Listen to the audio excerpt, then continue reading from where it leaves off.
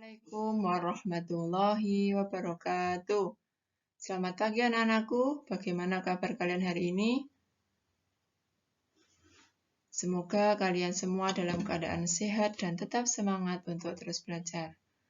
Pada pembelajaran hari ini, kita akan mempelajari tema 8, subtema 3, pembelajaran 2. Air sangat penting bagi kehidupan kita. Setiap hari kita menggunakan air. Bagaimana jika kualitas air yang kita gunakan tidak memenuhi standar? Saat ini, air bersih semakin sulit didapatkan. Sumber air yang bersih akan membawa dampak baik bagi makhluk hidup di sekitarnya. Sebaliknya, sumber air yang tercemar dapat membahayakan ekosistem dan makhluk hidup di sekitarnya. Bagaimana air dapat menjadi tercemar? Nah, di sini ada beberapa contoh penyebab pencemaran air. Penyebab pencemaran air yang pertama adalah kebiasaan membuang sampah ke sungai. Tentunya dengan kita membuang sampah ke sungai menjadikan air menjadi tercemar. Kemudian yang kedua, pembuangan limbah deterjen ke perairan. Ini juga bisa menyebabkan terjadinya pencemaran air. Kemudian yang ketiga, pembuangan limbah industri ke perairan, pemakaian pupuk buatan dan pestisida berlebihan di lahan pertanian. Dan yang kelima, tumpahan minyak dari kapal pembawa minyak. Dan masih banyak lagi contoh penyebab pencemaran air yang lainnya. Nah, kira-kira apa saja dampak dari pencemaran air? Dampak dari pencemaran air diantaranya adalah kualitas air menurun sehingga tidak layak digunakan untuk memenuhi kebutuhan air masyarakat. Kemudian yang kedua, air yang tercemar mengganggu pertumbuhan tumbuhan.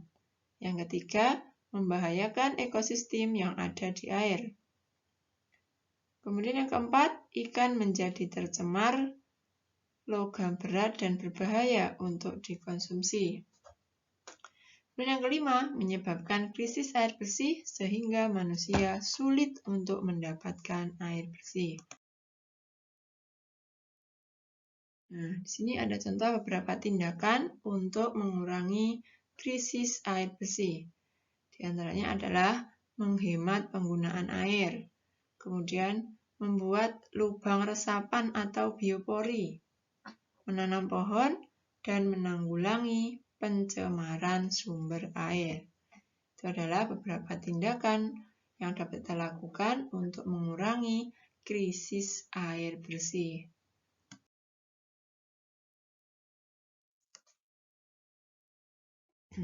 Coba sekarang kita perhatikan cerita bergambar berikut. Tiba-tiba datanglah ketam-ketam. Ketam-ketam itu memohon pertolongan. Tolong kami, Kek. Air di sini tinggal sedikit. Kami sukar bernafas. Carikan kami tempat yang banyak airnya. Bersabarlah, aku akan menolong kalian. Nah, jadi air sangat diperlukan oleh semua makhluk hidup. Tidak hanya manusia saja, ternyata binatang juga membutuhkan air.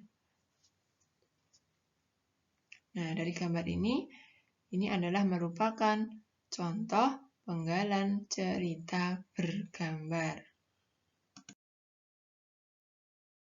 Gambar cerita merupakan gambar yang disusun sedemikian rupa sehingga menjalin sebuah cerita.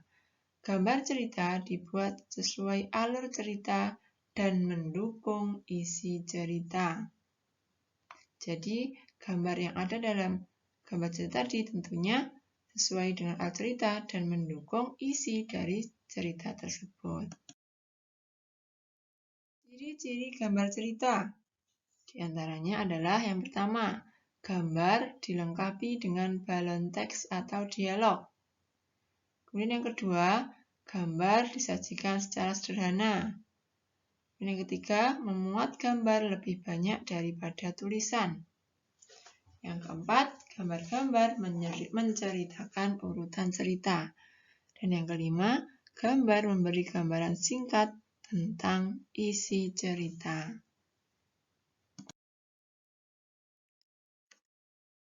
Ada dua teknik dalam membuat gambar cerita. Ada teknik kering dan juga ada teknik basah.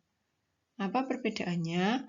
Pada teknik kering, itu menggunakan media pensil, arang, kapur, krayon, atau bahan lain yang tidak memerlukan air atau minyak.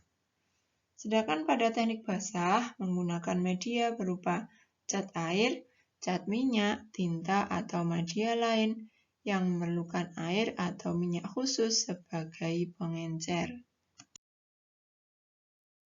Baik anak-anakku, untuk pembelajaran hari ini Ustazah cukupkan. Semoga apa yang kita pelajari bermanfaat bagi kita semuanya.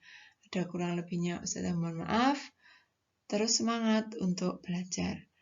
Wassalamualaikum warahmatullahi wabarakatuh.